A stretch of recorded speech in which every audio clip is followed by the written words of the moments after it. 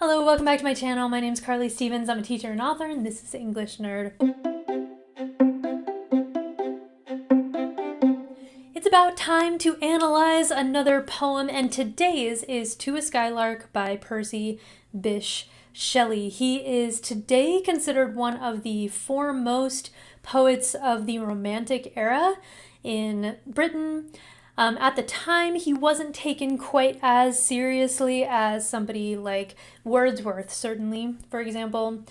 Shelley was part of that second generation of Romantic poets who really took the information and sentiments of their predecessors, Wordsworth and Coleridge, to another more radical level. So it's a little hard to tell in To a Sky-Lark on the surface that this is a fairly revolutionary kind of poem, but like a lot of Shelley's beautiful poetry, it does have these subversive themes underneath. So we're going to take a look at it.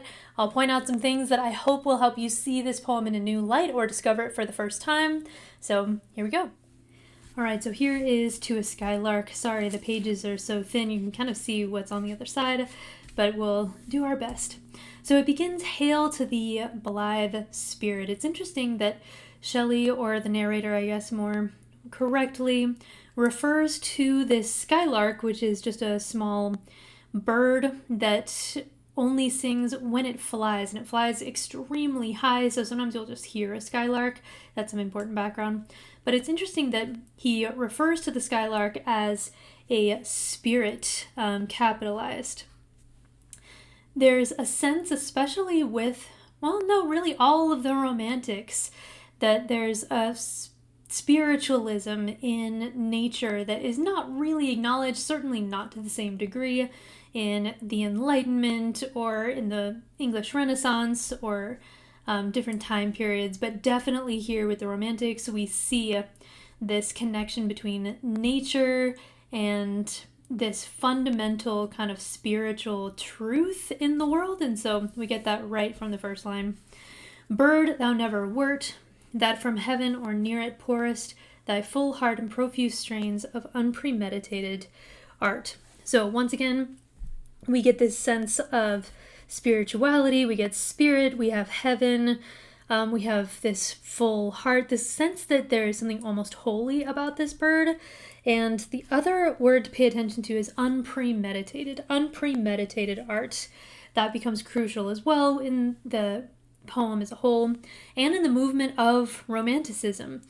In the previous era, the Enlightenment, Restoration period of English literature, really that you get in the 1700s, there is much more emphasis on improving your virtue, your knowledge, your logic and reason. But here with the Romantics, there is almost the opposite understanding, that you don't grow into knowledge, but instead you grow out of it. There's some fundamental innocence and beauty to childhood and nature and these things that do not have reason and established society in the same way that grown-ups do, I guess. So an unpremeditated art that's beautiful would be peak Romanticism. "Higher still and higher from the earth thou springest like a cloud of fire. The blue deep thou wingest, and singing still dost soar, and soaring ever singest." So in a simple fashion, this is just saying that the bird is incredibly high up, flying through the blue sky, and as it flies, it is singing. The thing to pay attention to here, in my opinion, is like a cloud of fire. We're going to get a whole series of similes later on and throughout, but later on there will be a whole series of similes comparing this bird to various things, but this is a telling one. Like a cloud of fire, that's an unusual simile. First off, and secondly, it once again connects to the spiritualism of the first stanza, because a cloud of fire is very reminiscent of the story in Exodus when Moses is led by a pillar of fire by night. So yeah, cloud of fire. It's possible that that's not what Percy Shelley was referring to here, but I think it's very likely that he was trying to make yet another connection. In the golden lightning of the sunken sun, o'er which clouds are brightening, thou dost float and run like an unbodied joy whose race is just begun. This is a beautiful stanza, incredibly positive. We start to see what it is that Shelley envies about this bird. He envies, as we see throughout, this unpremeditation, this just soaring, thoughtless joy that the bird has that humans really can't achieve even in their most joyful moments. And so he takes it one step further and says, like an unbodied joy. Once again, more like a spirit than a creature. So I'm going to go through some of this fairly quickly just because it's a longish poem. Yes, these are short little stanzas, but there are a lot of them. So forgive me if I skip over something that you're looking for. If there is an observation that you make that I do not point out here, please add it to the comments below. The pale purple even melts around thy flight like a star of heaven in the broad daylight. Thou art unseen, but yet I hear thy shrill delight.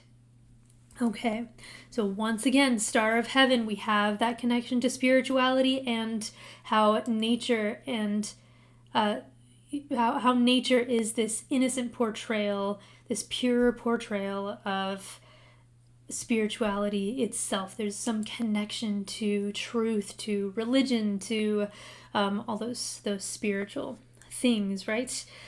Even, by the way, it means, well, I guess it has it in the side note there, is evening. So Shelley is watching the sun go down, watching the evening start to darken, and yet still bright and shining is that song that comes down from above. Keen as are the arrows of that silver sphere, which is Venus, so the morning star. Keen as are the arrows of the morning. Keen as are the arrows of that silver sphere, whose intense lamp narrows in the white dawn clear until we hardly see. We feel that it is there. This is another reference to the superiority of feelings, intuition, emotion, being moved above something like logic, reason, that the Romantics were rebelling against, essentially. So we feel that this delight is there, and there is some proof, but it's this almost ethereal thing. All the earth and air with thy voice is loud, as when night is bare from one lonely cloud, the moon rains out her beams, and heaven is overflowed. Once again, I mean, the number of times that we have this connection between the Sky-Lark and heavenly things, it's becoming almost every single stanza now. So all the earth and air with thy voice is loud. Not only do we have the mention of heaven, but we are taking this bird, a single bird, which is a small bird, and giving it this significance far beyond itself. It really is this unbodied joy, like it says up there, that is just filling the air and making Shelley give it this great importance beyond just the importance that one bird would have.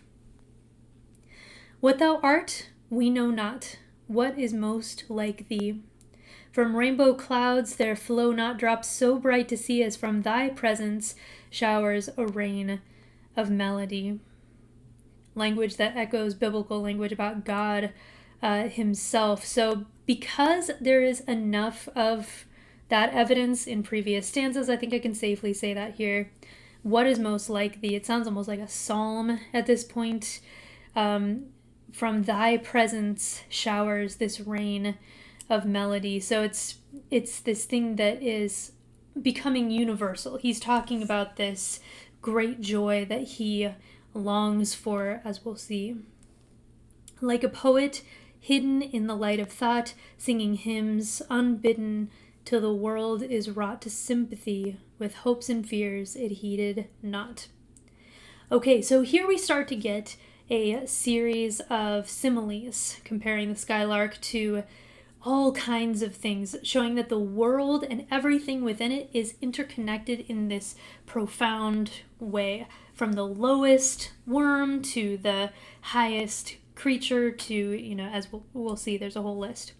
But this one is important to Shelley. Shelley was of the opinion that poets are the unacknowledged legislators of the world, and so he says that this Sky-Lark is like the ideal poet, someone who is in the light of thought, singing hymns. There's another fraught word, with spiritual ideas.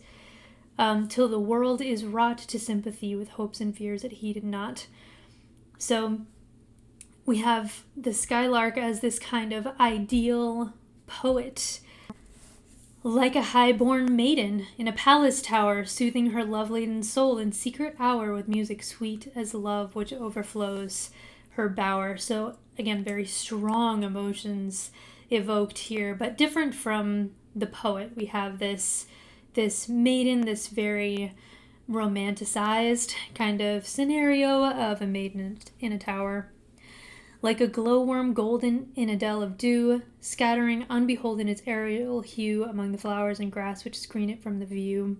This reminds me a lot of Coleridge's Rime of the Ancient Mariner, when the mariner looks down at these water snakes and recognizes the beauty of even this creature. Here we have a glowworm, and it's described in this very, very beautiful way. So again, we have a simile. The Sky-Lark is like a glowworm that's giving all of this beauty. The highborn maiden it has this overflowing sweet music. All of these are just excess in different forms.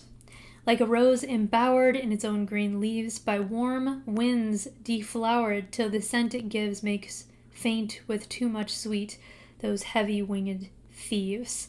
The thieves are the winds who deflower the rose. Okay, so now we have some suggestive language, which is not unusual for poets of any age, but the Romantics particularly got a little body at times with their poetry. This is the age of Byron, for example, who was he's a different story. You can look him up.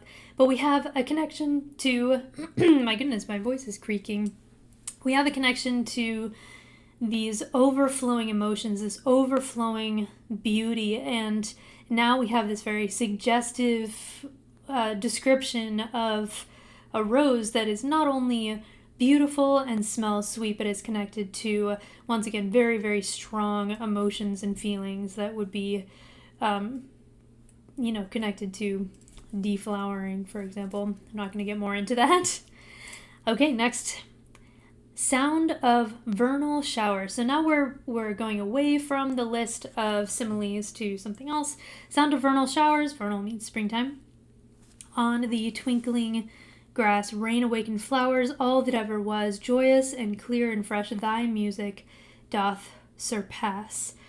So another comparison, but of a different kind. We have rain. The sound of the melody of the Sky-Lark has been compared to rain multiple times at this point, and now Shelley is just kicking things up a notch, almost like when you have a song that kind of swells and then changes keys. That's very similar to what he's doing here. So thy music doth surpass the beauty and joy of spring rain. Teach us, sprite or bird, what sweet thoughts are thine. I have never heard praise of love or wine that panted forth a flood of rapture so divine. Okay, so all of the pieces we've looked at so far are coming together in this stanza. We have sprite or bird, so it's both natural and supernatural kind of together at once. There's something really fundamentally spiritual about this creature. And we see a bit of that envy. What sweet thoughts are thine? What are you thinking about? What's in your head as you're pouring forth this unpremeditated art? And once again, we get some suggestive connections here to just underscore how over the top and expressive and overwhelming this song is that the bird is singing. It's beauty incarnate, practically. Chorus hymeneal, that's like for weddings, or triumphal chaunt, matched with thine would be all but an empty vaunt, an empty boast, a thing wherein we feel there is some hidden want. So now he's getting into human experience. He's talked all about this bird, this spirit that seems to be above human things. And he says that even in weddings, or even in triumphant processions after a battle win, or, these high points in people's lives, there is something in humanity that is missing, that still yearns and has these wants deep within that don't appear in the song of the Sky-Lark. What objects are the fountains of thy happy strain? What fields, or waves, or mountains? What shapes of sky or plain? What love of thine own kind? What ignorance of pain? This stanza reminds me a lot of John Keats' Ode on a Grecian Urn. There's this series of questions. What is it to be kind of unconscious of pain? And, what is that experience like? With thy clear, keen joyance, languor cannot be. So languor is kind of melancholy, that kind of depressed laziness that seizes people. With thy clear, keen joyance, languor cannot be. Shadow of annoyance never came near thee. Thou lovest, but ne'er knew love's sad satiety. So satiety is like when you're satiated, when you're full, when you're satisfied with something.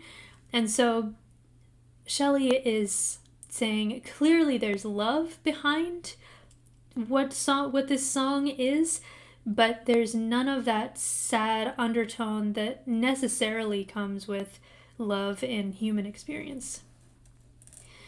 Waking or asleep, thou of death must deem things more true and deep than we mortals dream. Is how that finishes. I'll move it in a second. Waking or asleep, another connection that I clearly see is between To a Sky-Lark and Ode to a Nightingale by John Keats. That's a really good study if you want to compare a couple of romantic poems. They're both addressed to birds. Both poets are envious of the birds. They both see the birds as these manifestations of something supernatural, and they both have this sense of waking and sleep, consciousness and unconsciousness, but very, very different tones in both. So if you're interested in doing a comparison, I would suggest Keats' Ode to a Nightingale. Waking or asleep, thou of death must deem things more true and deep than we mortals dream. So there you have to have some hidden understanding of things that are true that don't bother you still somehow. There's this perplexity in the way that Shelley's addressing the bird now. He's clearly envious. We see that especially at the very end, which we'll look at in a sec.